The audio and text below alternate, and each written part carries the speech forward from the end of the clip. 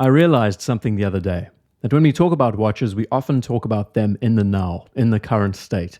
We refer to their release dates over the course of a year, maybe 2 years. We don't necessarily think about their future. Not only the future of the watch, but the future of watch collecting as a whole. Is there in fact going to be a future for watch collecting? And what will it look like? One of my primary qualifications was in futures thinking. It's a process of assessing what we are going to see in the future. What we can do is look not only at what we have now, but also what happened in the past.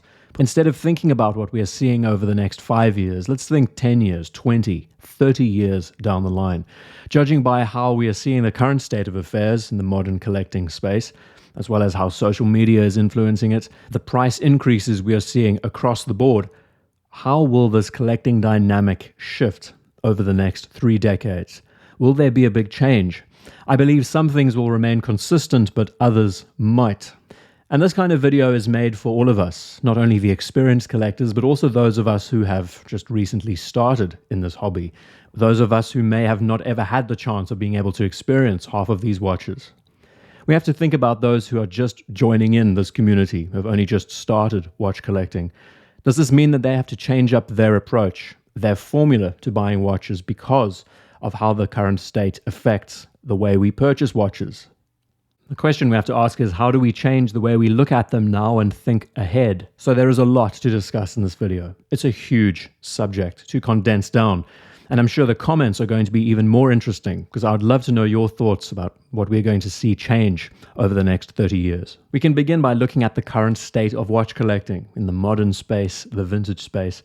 But next to it, something that intersects this area entirely is the social media influence, the platforms we now have. This level of tangibility, the fact that people have watches in their hands now, they're taking such beautiful photographs of them. We have this perceived idea that they are available to us, which in turn increases the overall demand for these products. That affects every aspect of the collecting hobby. The prices of vintage pieces continue to climb, and modern watches aren't that far behind.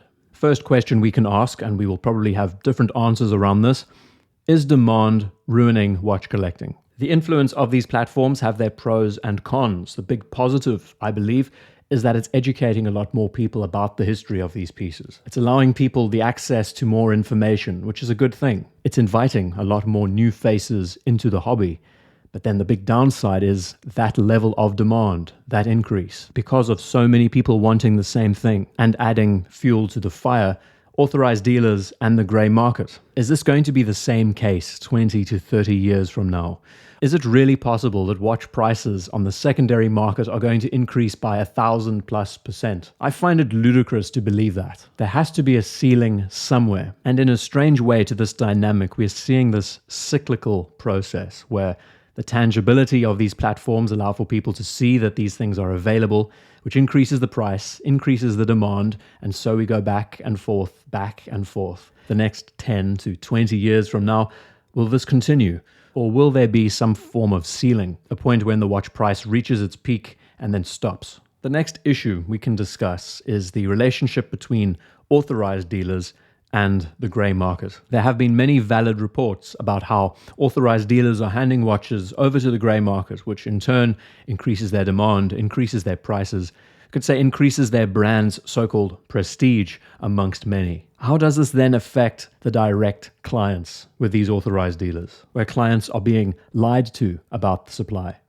And in the next 10, 20 years from now, what do we think will change? We have seen that in some areas, a lot of brands are taking back their authority. In the future, some of us have this feeling that e-commerce is going to be integrated a lot more into this process, where the brands can directly sell to buyers instead of handing them through authorized dealers, which means then they will have more control over their product, but also allow more people to trust in their brand once again. It's clear that we are seeing that many of the new time watch buyers are going one way in the collecting space, and there are a handful of brands that they are buying up with a hope that they're going to retain their value, etc., etc. Will we see a time where the Genta-designed watches reach a point where they're no longer highly priced or excessively priced? Is this all just a current trend? And one of the big points I would like to address is this society we now live in today.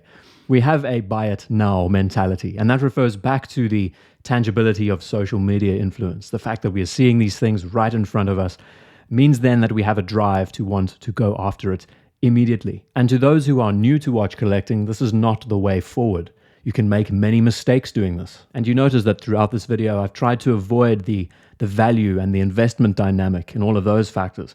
I want to focus more on the watch collecting itself and what it means for us when it comes to availability. The higher prices of these products are now affecting their availability, and also who is going to be able to buy them. And that is the greatest shame. 10, 20, 30 years from now, watches will still be in demand, and there will be some names that I'm sure we can guarantee will still be high up on people's profiles. But I also believe that the way we collect is going to change. I feel that there are two kinds of collectors in this hobby. Those who are buying the watches for the chance to experience them, and those who are getting them for profit. No passion, only profit. The current state of watch ownership and collecting is not the future. For all we know, this might just be a trend. This might just be a blip on the map, and demand and interest might go somewhere else. But it is interesting to think how much has changed over the last 5 years. And if it does spiral out of control over the next 10, 20 years, the playing field is going to be very different.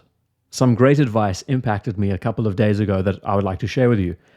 Instead of looking at the demand and the interest of the pieces now, the prices they are going for, all of this stuff, think more about the watches that you do have and what you believe will one day be future collectibles. Not necessarily on the same path as everyone else, but look to things like the reissues, the limited editions, pieces that do have some form of significance that maybe others haven't necessarily picked up on yet.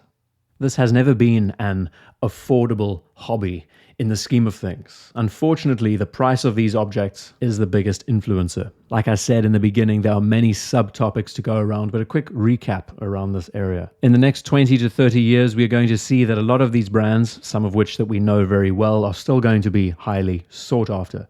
In the vintage categories, the prices will continue. The question is whether or not there will be a ceiling point for them. Since they are seen as antiques at this point, generally they do tend to command higher prices regardless. So it will always be difficult to find vintage watches, especially the ones that have all the attention on them. With the modern pieces, hopefully we will see a change. There will be a time where we see an increased production of a lot of the in-demand pieces. What it will do then is hopefully quell these insane price hikes we are seeing thanks to the grey market and many other platforms. We're going to see these watches sold directly through online platforms to worthy buyers. We might find tighter security, online methods of vetting processes that allow for a more direct link between the buyer and the brand, which will hopefully quell a lot of the computer-programmed purchases that we are seeing often today as well. It will allow for more people, new-time buyers, experienced buyers, to get their hands on the products, which will in turn increase brand loyalty. At the same time, over the next decade or two, I believe authorized dealers are going to be shrunken down. We are going to see less of them. But then we're also going to see a greater shift towards micro brands. More and more people are seeing the value that they now get for their money with a lot of these manufacturers, some of which are already outdoing many of the brands in much higher categories. Like with any hobby that relies on consumption, not much is going to change. All we can do is judge what we are seeing and take a second thought before adding fuel to the fire. I think we can all agree that there is a mania surrounding watch collecting now, and the only question is, how long will it last?